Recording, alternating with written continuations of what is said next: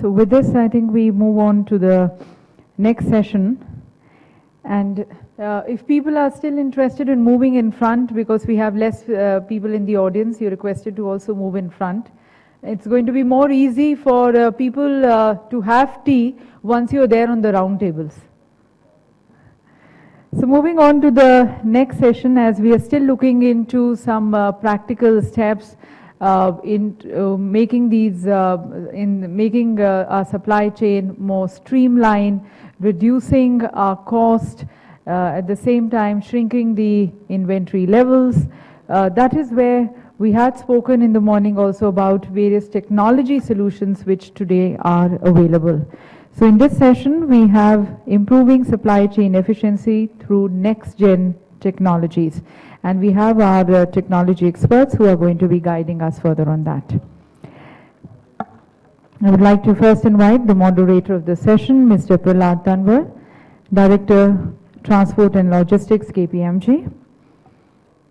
Inviting the panelist of the session, Mr. Shafiq Ahmed, Country Manager, IT, Sadvik Asia, Mr. Yashpal Sharma, Director, Skyways Group, Mr. Sunil Kapoor, Managing Director, SAR Freight, once again joining us in this session, Mr. Ajay Dheer, Chairman, CXO Forum,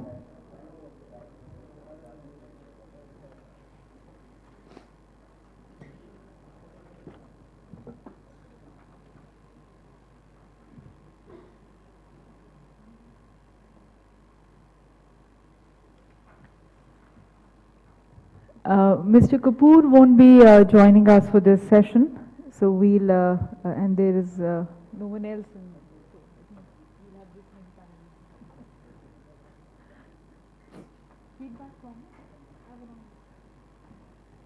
Once again, announcement of the feedback form. Kindly fill in the feedback form. If you still don't have the feedback form, it was there in your kit. If you don't have, just raise your hand. We'll send the feedback form across to you. And okay. Then we have some feedback forms being circulated. Yeah, thank you.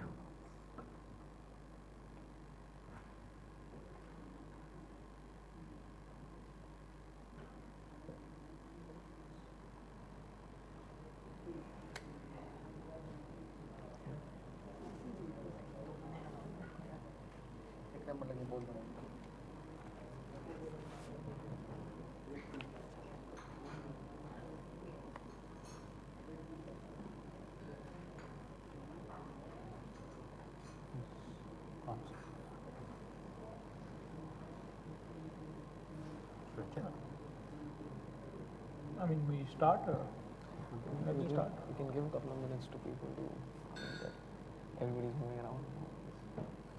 No? Okay, are we good to start? And we're good on time. Okay, thank you. So welcome to what is effectively the last session of this breakaway for the day. We have an unique, interesting, futuristic topic. Unlike many of the other topics that have been discussed over the course of the day, both in the main room and in breakaway rooms, we're talking about something which is still futuristic in the sense that, how is technology going to support the new trends or the new changes that we're seeing in the transport and logistics sector?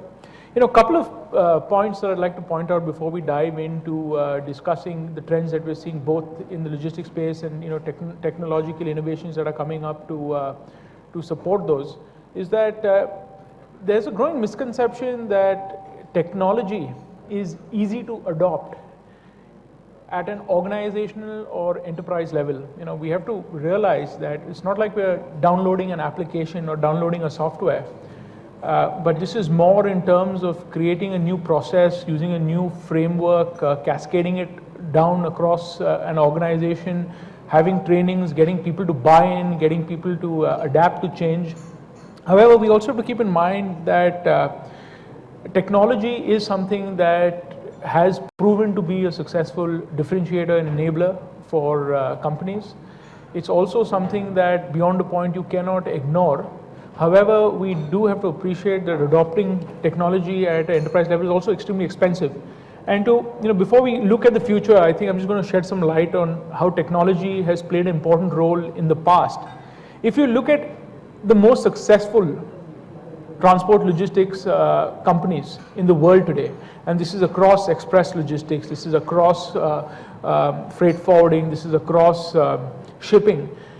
The companies which are the most successful today are those that adopted path-breaking, radical technology more than a decade ago. Okay, and we're talking about a time when technology was still viewed at with some degree of apprehension and suspicion. It was extremely expensive. It wasn't as freely available as it is today. Today technology is widely available off the shelf, but a lot of the great companies within the logistics space had to invest in their own technology platforms, in their own IT platforms. They had to create large teams who were specialized to support these. And over a period of many years, their processes, their way of doing work was built around these systems. Today, when we look back at how that has evolved, we started with a unique situation where many of these companies are still the largest in the world because of the great progress they made over the last decade. But they're also today caught in a unique situation where the cost to change the technology platform is significantly, is extremely high. It's disruptive to their business. And we're finding that new players are now entering to capture the opportunity using off-the-shelf IT products. So just keep that in mind. I just wanted to say that technology seems to be the buzzword, but it's not easy to adopt. It's not something you can just download across an enterprise level. And Shafiq, I will turn to you a little later. Shafiq is our resident specialist in IT here. He's the one person who deals day in and day out with IT innovation. But looking forward, just wanted to point out that technology doesn't come first. What comes first is business. What comes first is evolving, mutating business environment, and technology always then comes to support that. Now, talking about new trends, I just wanted to highlight a few global trends which are emerging today. Some of these trends we might be familiar with. Some of them we still may not have heard of. But the view is that this next gen technology is going to come in to try and support some of these radical themes that are emerging in the market today. The first one is, we've all been hearing about big data, right? And how that's going to play a big role, and how logistics especially is going to be transformed with big data. Now, the background to why big data is so exciting in the logistics space is, historically logistics has been the one function which has become the fulcrum for gathering significant information about buyers, about sellers, about market conditions, about prices, about seasonality. And in the past, a lot of the information has not really been synthesized to help predict or help, to help give an understanding of what trends are emerging in the market. But big data is becoming increasingly important. However, we really don't have the technology platforms to help crunch the big data information that flows through logistics companies. So that's just one point that I'll put out there. Another interesting area that we're seeing, and we've been talking about, we also spoke a little bit earlier, is cloud-based embedded analytics, which will transform supply chain departments. And cloud, again, is a fairly new concept. We're talking about storing data in a virtual space, which can be shared by multiple stakeholders across different geographies. And you can add and change and adapt your requirements based on where you are or what you need from a cloud source. Third, and very interesting, is 3D printing. We've all been hearing about 3D printing, and 3D printing is a disruptive technology as far as logistics is concerned, because we have to appreciate that logistics companies have built their business models around geographic expansion, right? Over the last decade, we've seen a lot of companies, whether the European companies or North American or some of the Japanese companies, have gone out to build global networks to ensure that they're able to tap into new markets effectively, support their clients, buying, sourcing requirements. However, with 3D printing, we're certainly faced with a unique situation where some critical components can be near-shored, or if necessary, be produced in a parallel room to where your shop floor is. And that's creating some unique concerns. A lot of us might feel that 3D printing is something that's frivolous, but I just want to point out, if you rewind to about 15 years ago, the large courier and express companies of the world were confronted by a unique challenge, a unique situation which threatened their core business, and that was email. So you had the large express companies which largely focused on couriers, smaller documents, And some of these companies realized that they needed to evolve because with technology, a large part of the cargo that they were carrying in their planes was going to be wiped out because of digital, just because of the availability of digital data transfers. And that's why you saw a lot of these companies moving out of parcels and entering cargo and freight. And 3D again, is a lot of companies are now confronted with a challenge where their business models are being threatened with the availability of this new technology. Another interesting one is something which is slightly more complex. I won't go into the details, but we're talking about transport management systems will become more hyper-connected and will support global trade transformation. So we're talking about essentially commoditizing supply chain solutions, storing it on a cloud base, so that anywhere in the world, any company can download a solution, right, which is already largely created to fit his requirement. Now, this is a fairly radical, futuristic way of looking at supply chain solutions, because especially here in India, we believe that supply chain solutions need to be bespoke, need to be created. But as you move to a more standardized environment where you start using, the right kind of pallets or the right kind of trucks, you'll realize that in Europe and in the US, logistics is highly standardized, right? You have special equipment, everything is built around certain units. However, in India, that's still evolving. And finally, very interesting, unmanned vehicles for transportation of goods. So we've been hearing about how Amazon, DHL, UPS have been experimenting with drones. We've been seeing how some companies have been using unmanned vehicles for movement of goods within large warehouses. These are all disruptive new themes, business themes. And looking forward, technology is going to play a significant role in bridging the gap between these just being radical thoughts to being actually executed in a functional environment. So let me just start with, Shafiq, let me come to you, right? You're someone who deals day in and day out with IT and innovation. So if you can just share some of your thoughts on, what some of the next-gen technologies are and how they're going to address some of these themes. Sure. First, I'd like to give a great, thank to Economic Times for giving an opportunity. If I have to talk, in terms of technology, and also I work for Sandvik, which is a technology company again, heavy engineering company, have been evolving for 150 years. So they are the one who are part of, the inventors of steel plants and all that. So it's been a lot of innovation. So I've also worked with Ingersoll Rand with similar kind of experience, where it is an American company versus European company. So fairly understanding various technology trends in other nations and what we have in India. So as rightly Prahlad has told that there are challenges which is coming, the disruptive challenges, where there are robots which can move things.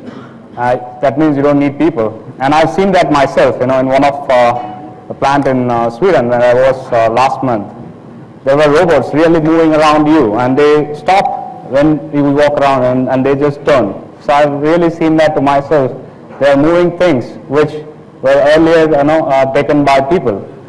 Because now the nano and the micro changes in the instrument when you touch by hand to a robot touching that, that makes a difference. So now the production units itself are very careful dealing with the the instruments. So they are building robots within the production to move the equipments. When you talk about outside, like a lot of other things, the idea what we have, and what Prahlad has told, the 3D printing. 3D printing again, it's a disruptive innovation. It's like how we have today the iPhones and mobile phones.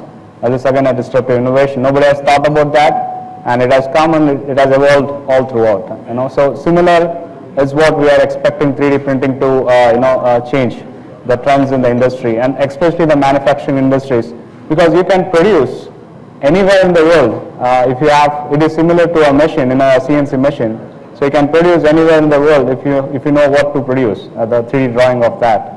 So these are the trends, where it can change, like how Prahlad was told, the email challenge. It has moved the industry itself. And similarly, there is one more, the Kodak experience that we'll used to have the films. Now, who use the films? Nobody use the film. So these are disruptive technology which will take away the past, and we'll have a future trend which will come. So So we expect a lot of things like this in in the field, not only in the IT. IT is one of that area which now it has become default. Now there are evolving trends which will come in future, and we will expect that to change the industry standards, what we are setting or what we know today. So Sure. Thanks. Thanks for that perspective. As a Yash, as someone who runs a business, right? I think some of the technology interventions or technology enhancements we've largely seen are around invoicing, around track and trace, in terms of document management. So my question to you is, do you feel that there is significant room for betterment or enhancement of these basic technologies in the Indian environment even before we move to next gen technology, or do you think that next gen technologies are something that we need to be keeping our eye on as well, given that logistics is a global it's a global business. Your competition is not necessarily another logistics company down the road, but you are also competing with a company in another part of the world. So what are your views on one, technology, standard technology that we use, how that's evolved over the last 5-10 years, whether that's adequate or there's scope to enhance that, and also looking at next gen technologies, how important is that in the immediate Indian, as an immediate requirement? Prahlad, India is, we're looked at as a developing economy, and we have a very mix of entrepreneurs and businesses across the country. We have businesses which are fairly small, being run by a handful of people, and we have businesses which are very large, competing with the best in the world. You rightly said that some of the basic requirements of a business in terms of technology, when you look at small and medium-sized companies, is the basic activities of invoicing or running the day-to-day operations.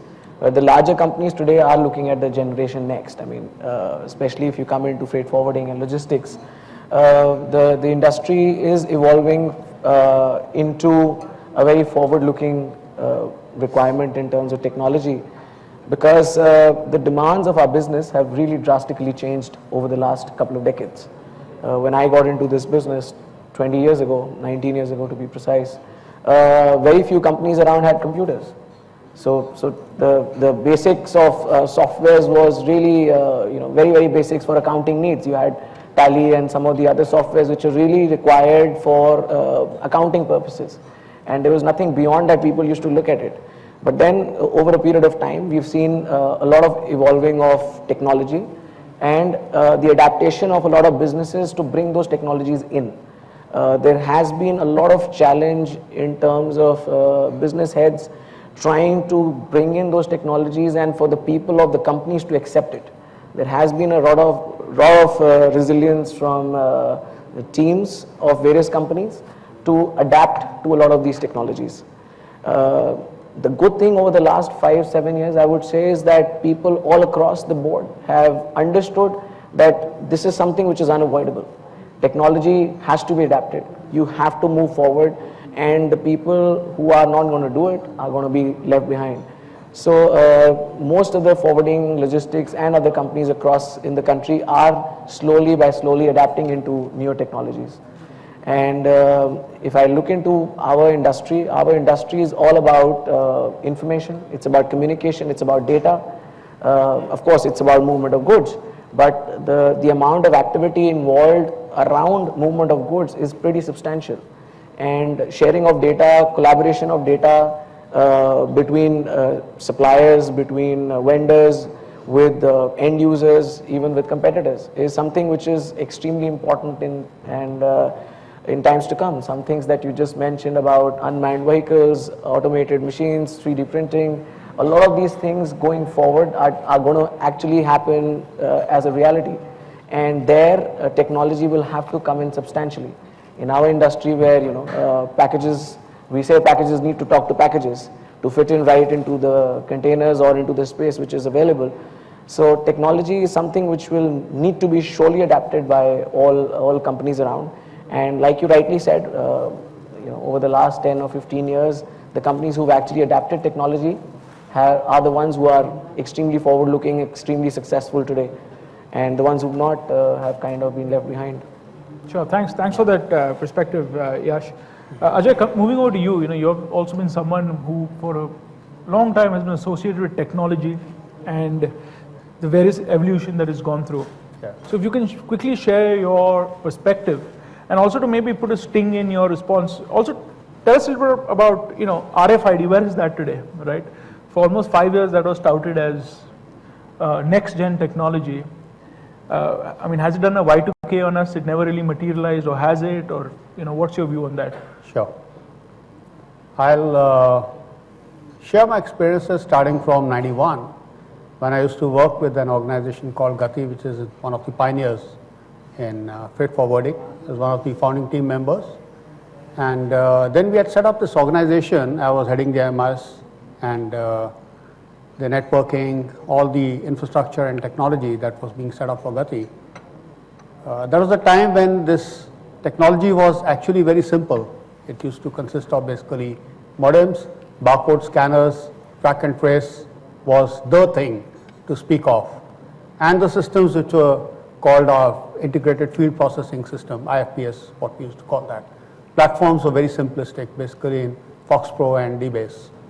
But then we evolved this whole thing, and I saw this evolving, not just in India, but when I went overseas, in US, worked for companies like Olson, Kavi, Watershed, John Deere, then for BMW, where again I saw the robotics over there in Neufahren and Munich, and the warehousing that they have.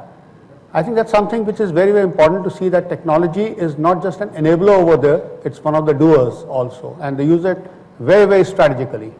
In fact, when I saw this in Watershed, John Deere, and BMW, all the plants that they have, 3, 5, and 7 series, and the US plant in Spartanburg, their technology was used very, very in a very sophisticated manner.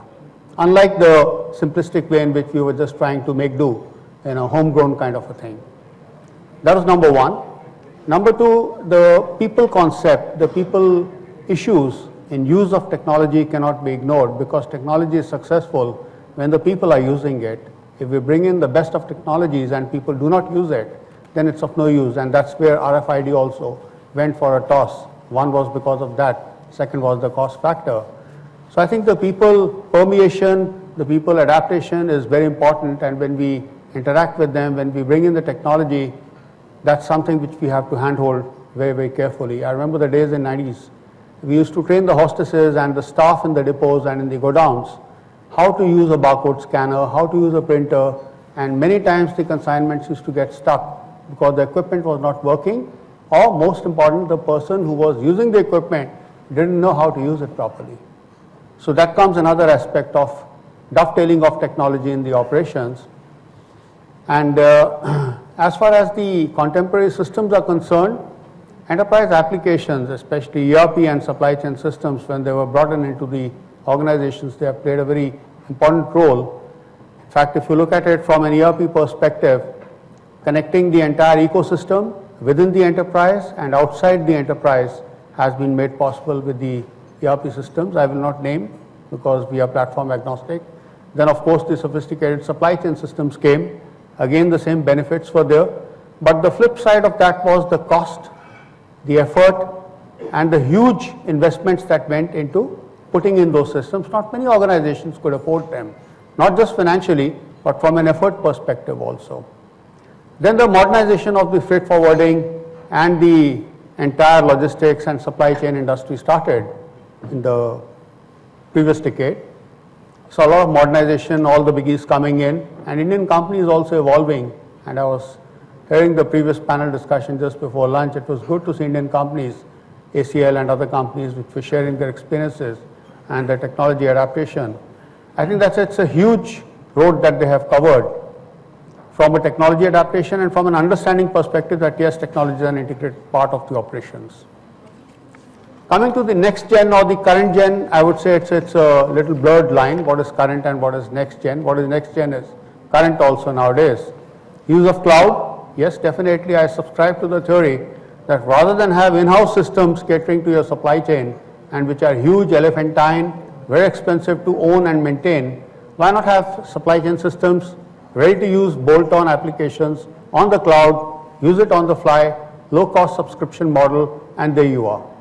And that's something, it's not radical thinking, it's very practical thinking, that's what I would say. And that practical thinking is what we have to adapt to, because the industry is very, very competitive. We have the players who are local, we have the players who are global, so we have a global kind of a scenario, which is what has to succeed. One is that. Second is big data. The amount of transactions that flow through the system are huge, humongous in fact. In Gati we used to see the number of dockets we used to generate, they were impossible to handle manually. So when we automated that process, that was the first process we automated, just automating the docket process at the contact centers that we had, at the booking centers, and then at the hub centers that were there. Once we do that, collation of that data into an MIS so that we get it on the 1st, on the 3rd, on the 5th of the month, as compared to the next month, it used to take 60 days earlier for us to compile the MIS. We brought it down to the 5th of the next month, so 35 days cycle. So when we do that, I think that data compilation, storage, analytics, and taking predictive trends out of that is where the technology should lead to, not just doing, a hash on the data that has been stored as past data. Coming to RF, I've seen successful implementations of RF. Singapore Airport, for example, the cargo section over there in Changi is actually using RF in a very successful way. Here we see RF more or less the tags in the retail sector. You can say the retail economy where it is being used, but more just for, tagging. But in the industry, for manufacturing, I also did the prototypes and the experiments with RFID. The only thing that prevented us, one was the cost, and second was the proliferation of the technology. It just did not succeed. It came, it was nice to good, nice to have, own, but difficult to implement because of the cost and the hesitation in bringing it into the organization at a mass level. It was good because when we were doing exports from India to other countries like Japan, Europe, etc., we were putting the RF tags on the shipments, but only in a limited scale where the customers were demanding it, not on a mass scale as we would have desired to have that. Thank you. Yeah. Comprehensive and interesting. I think it just goes to show the vast ground that the industry is covered with with a technological perspective. From a paper docket to an e-docket, that's just one part of it. But covering the entire supply chain, I think that's something very fantastic, I would say. And seeing it over the last 24 years, you can actually have a bird's eye view.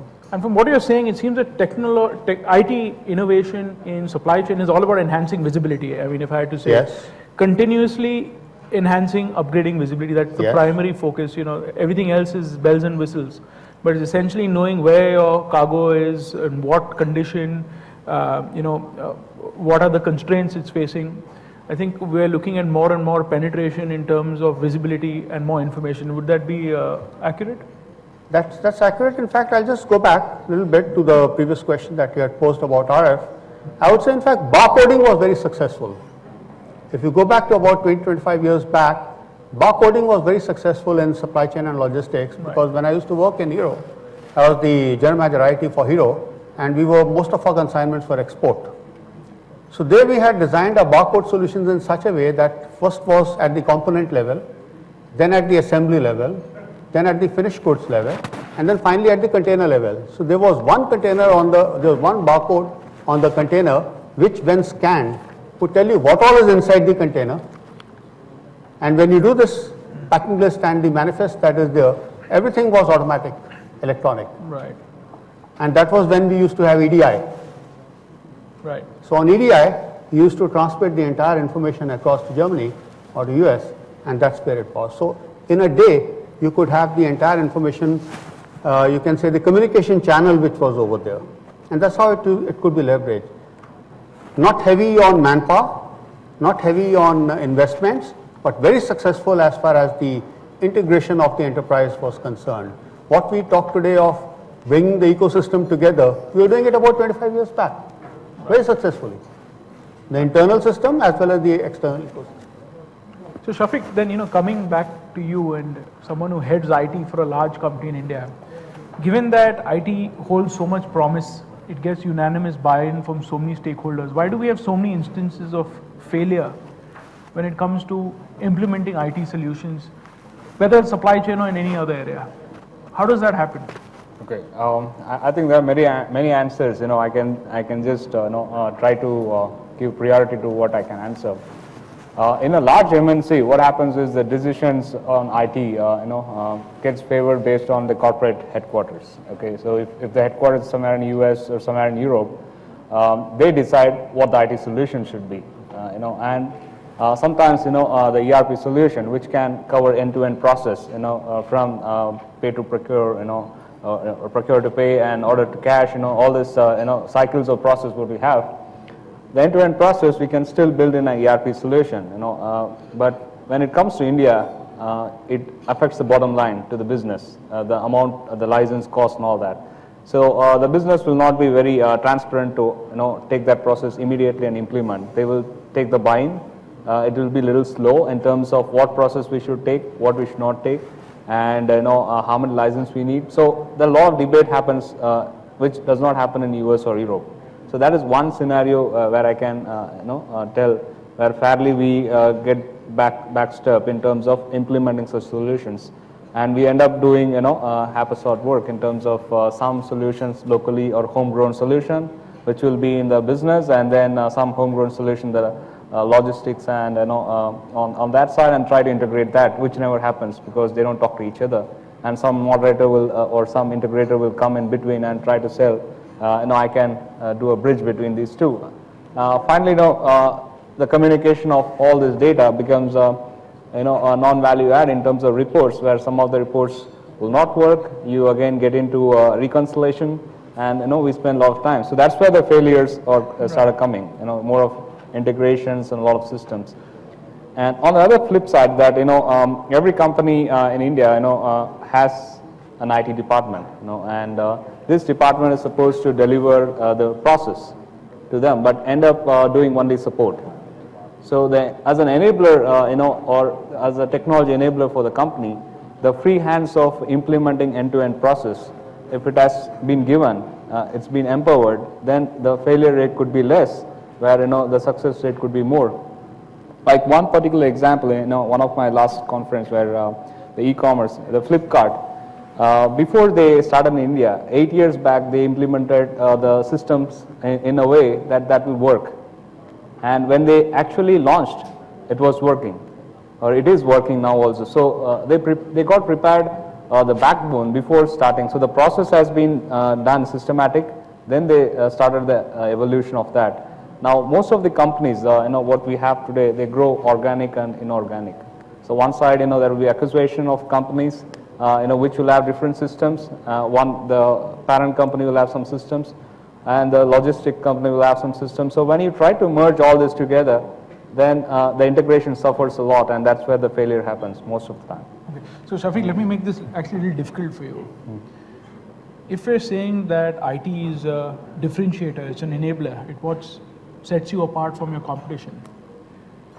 When IT rollout fails, is it the failure of the organization, or is it the failure of the promise in that IT platform? Okay, so and also keep in mind that it's very different from manufacturing, because manufacturing you have a core business. Correct. But in logistics and supply chain, it's a service. Yes. Right. So if you're not able to adopt a service, does it mean you're going to be wiped out? Right? Is it a fatal blow that you're not able to implement the IT platform? So if we park the reasons why in terms of different people or different systems not talking, or not having the right kind of workshops, if we park all of that, go back to a fundamental question: if people have bought into a multi-million-dollar investment in IT and it fails, is it the failure of their organization to adapt to change, or is it possibly the failure of the IT to start off with?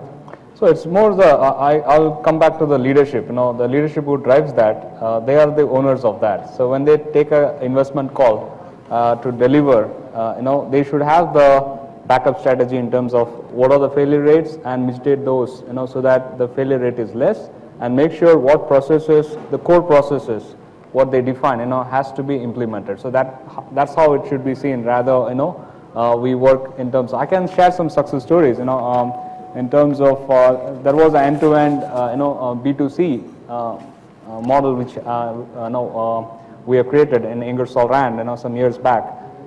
This model, from the time we place an order with the vendor, in China, bring, from that time to the customer, the entire products are tracked in terms of where it is, is it in the shipping yard, is it in the, the mother warehouse, is it in the, the distribution center or with the customer. So the end-to-end has been tracked so that any point of time, the belief is that, the market demand can be met and, they can scale up and down based on that, the supply chain can be maintained.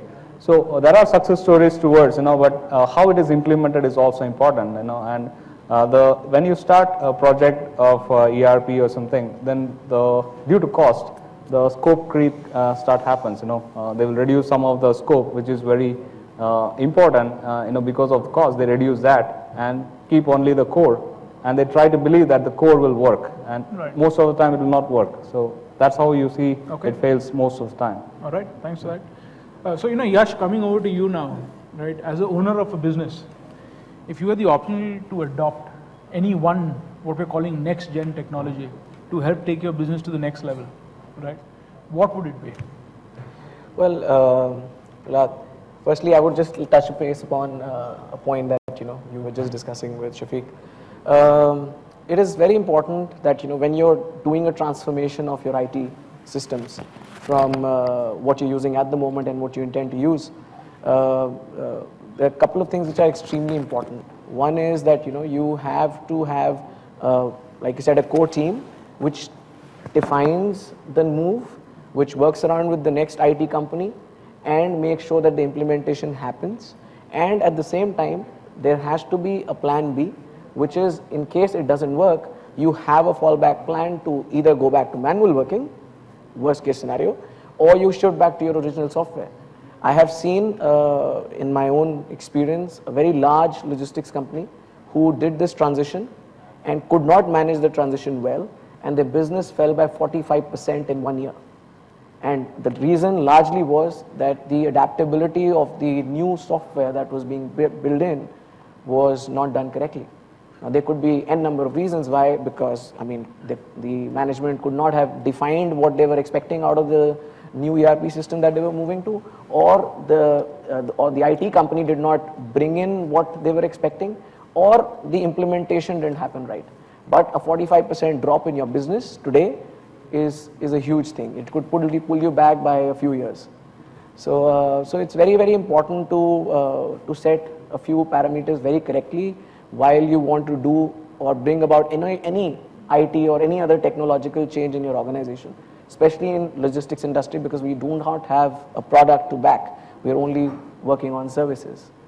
So coming back to your question that I would like to see in the next, I really would like the RFID to get successful. I know it's a big challenge as of now due to costs. Costs in our industry, costs in any industry since the last 10 years, since the global world of uncertainty has been around, has played a very, very important role in defining how the businesses are going to be run tomorrow. Any industry or any customer across the world today, especially in our industry, knows that logistics is 10% approximately of the total cost of the product. So when they actually look into this, they don't look into it as a value add. They look into it as a cost center. So when you look at anything as a cost center, the cost reduction becomes extremely important.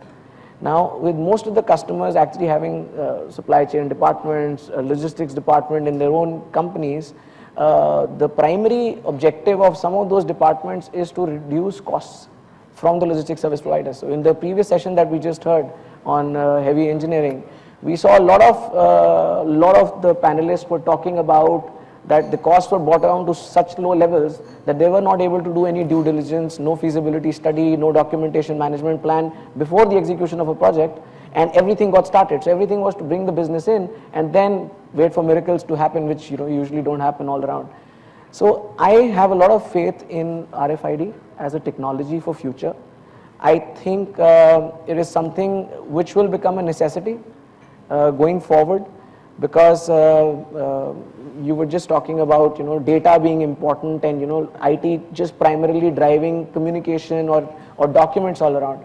But in our industry, it's also the location of your inventory, the movement of your goods, which is of very, very importance. All the other things are on the side, that transfer of data, communication, and everything. It's all based on what you have, the goods. So effective movement of goods, effective storage of goods will happen with technological advances. And I think, okay, barcode, it is definitely an important technology which has been adapted in our industry and has been successful, primarily because of, it's been adapted because of cost over RFID. But going forward, you will have to move into more radioactive or other technologies, sensor-based technologies, which can actually track you down every move of a piece, of a particle, of a product, maybe a product part of it. But it is going to be a very, very important player going forward. So I think I would like to see the radio frequency being a very, very successful medium in terms of logistics industry going forward. Thanks, Yash. Yeah. My last question to you, Ajay, before I kind of open up to the floor. Yeah. So we're talking about adopting technology. Yes.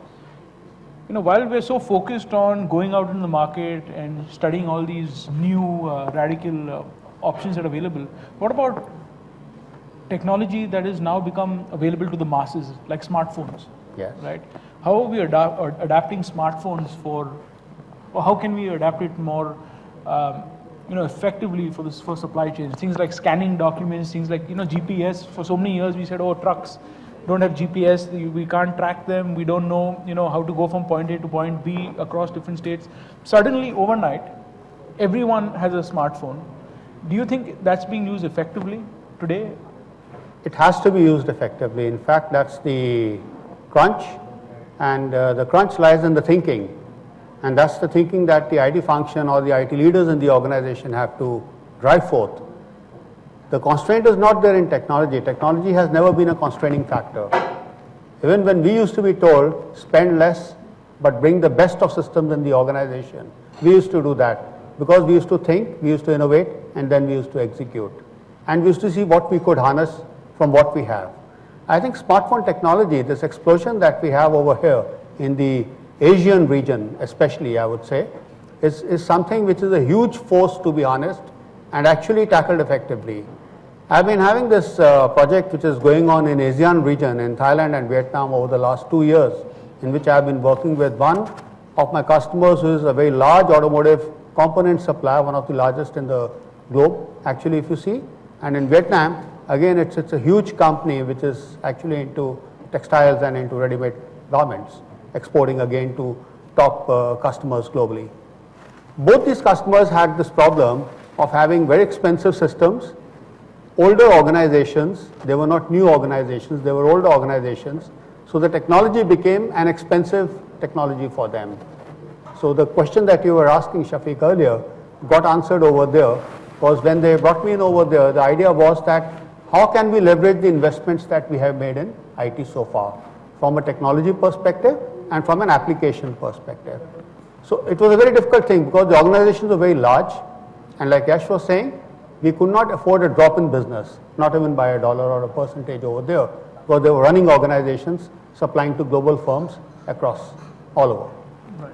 So coming to this adaptation of technology, one of the things we found over there was how we can bring simplicity into what they are doing, rather than bringing in complexity.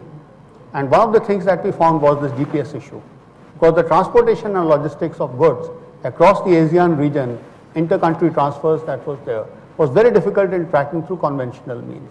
So the smartphone technology actually, where you have the GPS embedded, where you can scan QR codes, and that's how on my card also I have the QR code, you can just scan that, and that's where you get the information out there.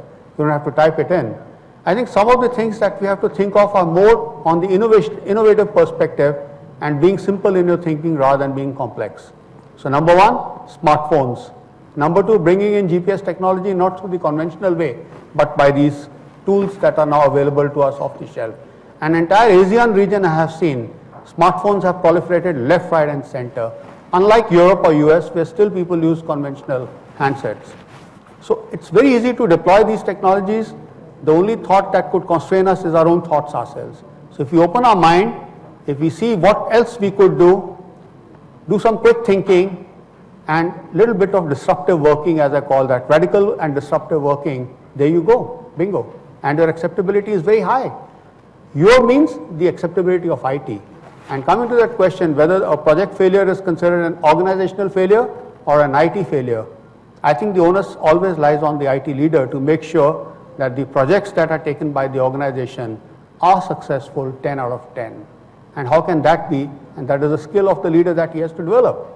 The relationships, management buy-in, stakeholder buy-in, that's very important. Training of the people, walking hand in hand with them, and making sure that the technology that is being permeated for the benefit of the organization is understood, grasped, practiced very well, and then there is an expertise in the deployment. Then it becomes easy and it's seamlessly working across the organization. Otherwise, there can be one hitch here, one hitch there, and like I said, 45% drop in the turnover, bingo, there you go. Great. I'll just add a thought to that. Yes, you know. yes. So most of the time what happens is we follow a process, in the supply chain, that this is how it should work. And then we also believe that the IT system knows that this is the process. Now, what happens over a period of time is the process gets changed, but the IT system is not changed to that process. Now the gap gets widened, automatically for some time, and by the time you realize that the system is outdated, you know that the process is being outdated on the system, and there'll be a blame game that the system is outdated, change the system. They'll say the process has changed, nobody knows it. So that is a huge understanding gap, in terms of why this gap has been there. So the system has to evolve with the process change. That means there has to be a process map for any organization. There has to be a supply chain process map, or the ERP process map, which covers entire processes. This process, when it changes, the system should marry that change. If that does not happen, then you get automatically widen that gap. So over a period of time, it will break. So you should be aware. Now it is a self-awareness that if a process gets changed, first we need to make sure the system adapts to that change. So that is one of the key parameters which we have to look at to the process. And that's where most of the failure happens, and the gap. By the time the project is started and, the team is set and they're all, working on implementation, the actual process in the, industry change. And when they implement, they'll say, no, this is not how we operate. And when they realize that, they'll say, no, I'm not going to use the system. And by the time, they get to an agreement, there'll be a huge gap in adaptation of that system, and the project fails. That's how most of the time I have seen myself the gap, and that's the learning what I have, which I can pass on. Bring the process, the dynamic process, and evolve with the change in the process and the system side also, so that you have a streamlined system which is automated for you, as well as gives you more insight in data, and reduce your time of reconciliation and the reportings what you really need. Great. One more thought I'll share. It's a small saying. Involve the business and be involved in the business. So as an IT leader, we have to involve the business in the IT project and also be involved with the business, because you have to learn the business. If you are alienated from that and just sitting somewhere in a isolated manner and then implementing an IT system, it's a sure shot recipe for failure. And not just failure, it's a disaster. Thanks. So I'm just going to thank the panelists. What I am going to do is open the floor, and not just for questions, even for point of Yeah. views. I think that's important. We're talking about something which is futuristic, something which is still not a science. So, feel free to, make a point, have an opinion, or also ask a question. Sure. I am J.C. Pant from Crompton, Greece. My question is, in case your offerings of IT changes from a CapEx model to OpEx model, do you think that the IT penetration will be much more faster and it will accelerate? What is your opinion about this? When I say OpEx means instead of investing money in terms of the fixed lakhs of rupees, if it's in a transaction bed, say per login per month kind of thing, if the IT companies are giving the offerings like this, don't you think that penetration will be accelerated, IT penetration? What is your opinion? Definitely, I think that's one of the things that we discussed earlier when Prahlad was giving the brief about the theme of the session. subscription-based model for the supply chain systems, which would encourage smaller companies also to come up on the IT systems as far as their maturity and usage was concerned. Because the huge capex that gets involved or that is immediately coming in front of them dissuades anyone, even the large enterprises, because though they are mature in their IT spend, they have already invested, but when it comes to fresh investments, because of the economic reasons or whatever it is, there's a jam that comes over there. So, and I have personally seen this when it comes, but it needs an organizational change of mind. That is very important, and that's where I said you must have that buy-in within the management and within the stakeholders, because if one party is not convinced about going onto a cloud-based or a subscription-based or a ticket-based or a login-based service model, then it's a little difficult for the IT leader to convince the organization to go in for that, unless this drive comes from the business side. It has also happened that sometimes the business is driving the implementation of IT systems which are subscription-based, because they feel that their budget or their allowances that they are having, they can afford it within that. So it depends which side you are bringing it from, but definitely answering your question, an OpEx-based model is definitely more encouraging and more practically implemented across the world now, especially in the countries where I'm working, in the ASEAN region, UK, Europe, US, etc. A lot of companies are going on to the OpEx model, left, right, and center. So to your No mind, question. what are the factors, what are the roadblocks why this is not getting accelerated, this model? Actually, it's good model. And it also affects for the business leaders like us, the P&L also gets reflect better. So what are the roadblocks, why this is not catching up fast? I'll give you a simple example, in terms of OpEx, CapEx, right? So now the industry believes that OpEx is the way to work, so that the operating margin can be leveraged and all that. Now, if you have to go towards OpEx, the mindset in people, in India generally how it is like, take for example the printer. They hold the printer so close to them, they are so attached to the printer, they don't want that printer to be taken away, okay? So if you say it's a managed service and you lend to someone and they will bring their printer and it's only number of paper, that you print. Now they will think, if I do some personal print, that's going to be charged and I'm going to be answered, So they will not believe that system first. So the trust will not be there to implement a managed service there. So they will defend that I need a printer no matter what at my location. You do your OpEx on the other side, but I need this because this is what I'm familiar with. So this kind of a mindset, which is there everywhere, is a simple example which I gave in one part, which could be, you can attribute to many other things, including application, other things, but that is how the mindset has to be changed. And OpEx is the way to go forward. That's how, the business can, tune up or scale up and scale down based on the market needs and the demands. That's how we should be operating in terms of leveraging the resources what we have. So that would be my answer. Just to add to what he's saying, Yeah. it's absolutely 100% correct. It is the mindsets of people which Predominantly needs a mindset change. issue, It's yeah. really nothing else. Yeah. The issues could be, like he said, just disowning something that is there with you all around, which could be as small as printers or data servers.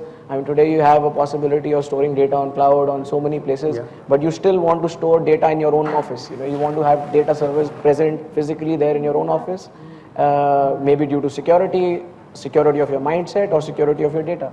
So it's really largely technological changes require a lot of mindset change. So be in terms of moving on to an OpEx software or any other technological change, it needs a lot of mindset change in the companies. Till about 2 years back, it was little uncertain how the licensing is going to work, whether it's secure or not, but now it's actually proven the models work. The best of enterprise applications also have moved onto an OpEx model, pay-per-use model, and most of the greenfield startup companies are actually subscribing to this. So it's proven, it works. It's more the bogeyman thing that comes over there. We should not use it, or something will happen, or that conservative mindset which is there. I think that if we remove those cobwebs, it's easier to permeate this. Yes, please, Avinash. We have Mr. Avinash Arora, my very experienced colleague in the industry. I think let's hear his viewpoint. Just to add what you said, that and for this thing, in time to come, I'm confident that no companies would require IT infrastructures or data centers within the organization. Let me tell you very honestly, I'm working for a multinational. we have across the geography plants, it's the way that you will not invest in your servers. It will be for pay for use. It's up in the cloud everywhere. No more people are talking about security now because it's so much of embedded. The perimeter of security is in the information packet which is flowing over the network. Yeah. It's not on the boxes now that you install your UTM box or you have some FortiGate box and all Correct. that. That's the time to come and add to one point which I just said, and I will emphasize that the embedded systems, the built-in intelligence, which is one of the product is RFID. We have used couple of things of using GPS and embedded systems to locate a tractor which we built here and how fast we can load onto the fleet. From 4 hours, we have gotten to now in less than 10 minutes. That's the advantage and power of technology. So just to add and complement what you said was very right. Absolutely. I think there is another phrase that I use, the 3P. Patience. It's in the perseverance, and mindset, I tell you, persistence. it's in the mindset because most It's all of the that, business yeah, today absolutely. are so bogged down with that, no more the question of aligning IT with business.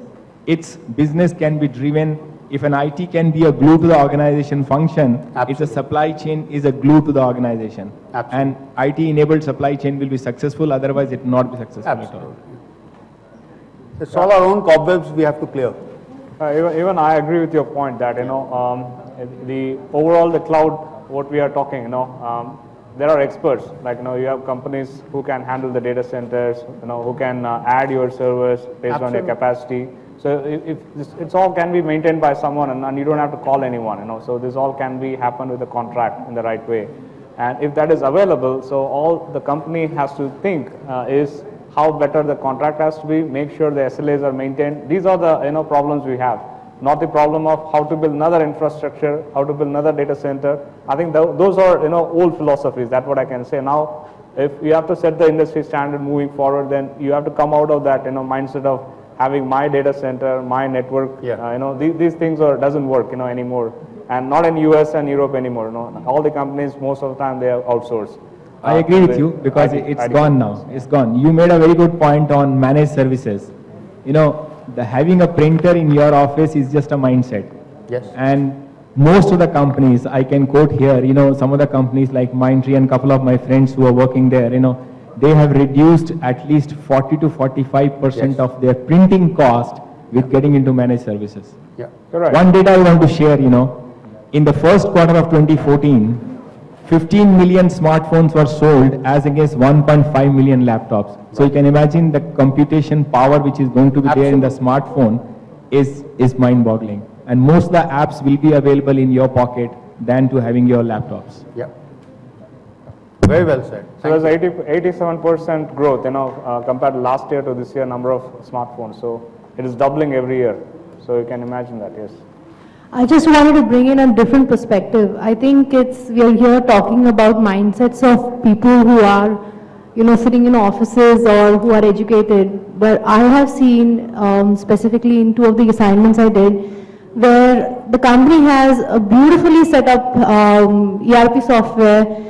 The leadership has bought into it, but the issue is at the shop floor level, where there are two supervisors or people who have to actually fill in the data. For example, there's a bill of lading which has come in, they're supposed to fill in the data, but they are afraid to do it because they know that there can be some issue with some materials missing, and they don't want to be the ones who are held responsible for it. And there is a mindset issue in that where they feel that they don't want to be the ones, first of all, who are held responsible for it, and secondly, they feel that there is the company who is not trusting them, where they've been around for years and years. So I think it's a little easier to talk about mindset issue of people who are, higher up, educated, and these guys were the ones who barely even learned how to type so that they can fill in stuff into the system. So we are also still in a country where we have workers who have such issues as well. So my question on that would be, what would be your suggestion to get around that? Because it's not always an issue with the leadership when an implementation fails, because garbage in is garbage out. Yeah, I was just telling earlier that when I was in Sweden just a month back, I saw a plant, a complete full-blown plant, which can manufacture for a huge capacity, having only 15 guys. The entire plant has only 15 guys. Rest of are all robots and machines. Okay, and from that you come to India. There are 1,800 people of similar setup. So you can imagine, the difference, and they are so far advanced in terms of. If I talk to anybody in Sweden, they'll talk about their vacation plan, their summer house. This is what they'll talk about. If you come here, we will talk about traffic and all sort of other, related issues what we have, not, what we will enjoy as human, right? So there's a huge difference in terms of how we are, and Sorry, just to make that then little, please answer it, but just to make it a little more complex. So then why, for technology to be successful, why isn't it seamless? Why should someone on the shop floor physically enter information? Why don't you have a barcode? And see, this is another issue, right? It's great to have at a higher level something fancy, but why is it not seamless, right? Because in Sweden, the minute it enters, there's probably infrared scanner. It's done. 15 people can run the entire factory. But is it the same here? Does it trickle down to the lowest level? We're talking about technology, and when I'm saying the beauty of technology, you don't really have to educate people beyond a point. But is that missing today in our environment? You answer, then I'll supplement. Okay. What you just said is actually the same. It's really a mindset issue which has been around with people. I'll go back into my own company where I've seen this. 25 years ago, I was just a school student, walked into my company just to spend summer holidays, and I saw there was no computer in my office, and I asked, why don't we get a computer? You would not believe there was a strike in my office. Okay, because people had so much of apprehension that in those years there were talks around, articles everywhere that computers will remove people and people will run out of jobs. Now ultimately what had to be done and what people must do is properly counsel people. Now counseling of people at different levels is different. You can counsel a person right up there, a CEO level person or that bracket very differently, and the counseling at a lower level is required to be very different. So when you say adaptation of technology, adaptation of IT, what you also need to understand is who are you going to give that IT to manage or run. And if you are not educating or counseling those people, bringing in any kind of technology would not make a difference to you. Going forward, this is one part of the whole thing. Going forward, we are looking into an automated world tomorrow. All that he's talking about robotic technology, robotic manufacturing, robots in warehouses. You talk about 3D printing, automated cars. You're looking at a completely automated world. What you need to understand today, what we need to understand today is tomorrow's generation or the generation next is not exactly the way we were. Today, my 6-year-old daughter knows each and every application which is there on my smartphone, and I don't.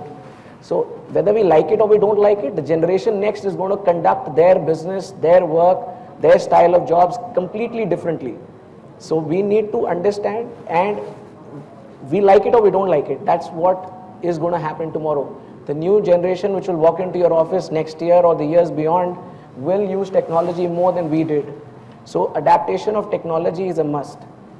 And I must say counseling is extremely important in all contexts of putting in new technology. It's a deficiency of trust and integrity when you're filling in data, because either there is a data integrity issue or there's a trust deficit which is there. I call this connecting the shop floor to the top floor. So you have the shop floor. Unless the shop floor works efficiently and creates the data which is having 100% integrity, what flows up to the top floor will then be equally corrupt. So to make this work, you have to actually work with the shop floor workers, counsel them, educate them, and make sure they are trained properly. Then, as Prahlad said, ease that task by automating that process and making sure there are lesser entries that they have to do, and a lot of data which is coming up from the back end comes automatically to them.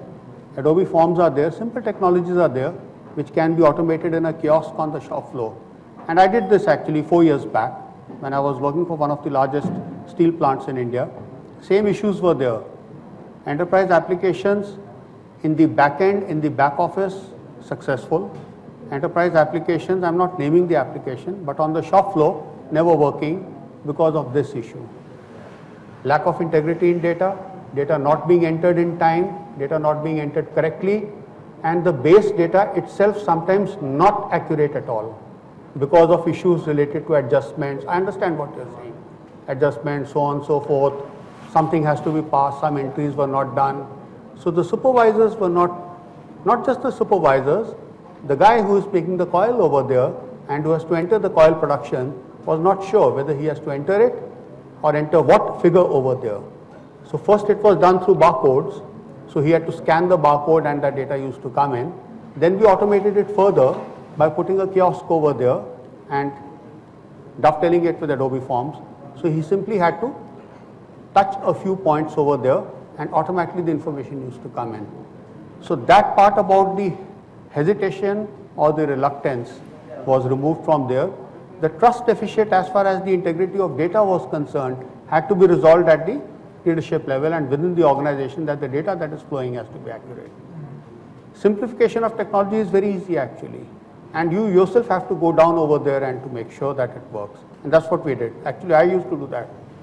My 70% of time used to be spent on the shop floor with those people and making sure I'm standing with them when they're doing the entries so that they gain trust and confidence. When they did that, automatically the interface with the PLCs, the SCADAs and the other systems that we were planning, and that was actually stuck up because of this, happened immediately. Right.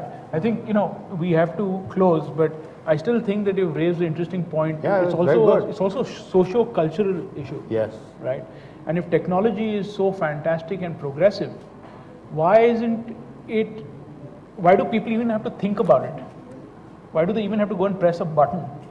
Forget entering information. We're talking about automation here, right? We're talking about people not realizing when they're entering an environment that there is more at work in the environment than them, Yeah. right? So I think that just we'll leave it there. That's what Next Gen is about. It's about being futuristic. It's about a little bit of sci-fi. And let's see, maybe next year or the years after that, if you're back here, we can talk about how many materialized. I'll just add with the advanced technology, which I have not spoke of anyone, but the neuroscience is playing a new role, in terms of adding more things.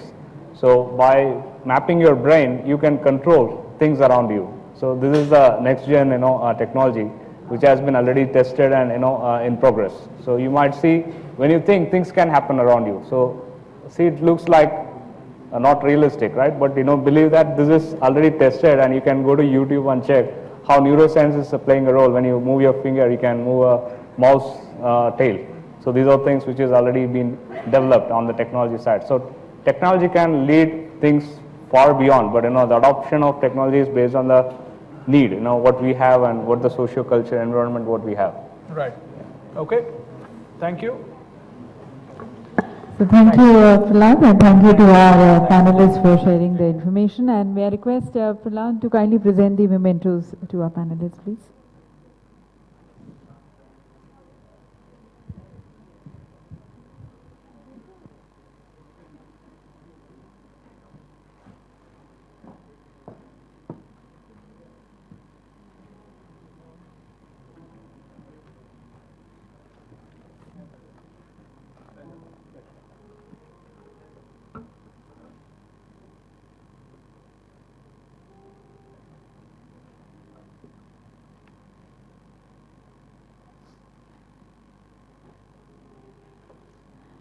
Thank you, Prahlad, and to express thanks to Prahlad, may I invite Swapnil Vanmali to kindly present him the memento.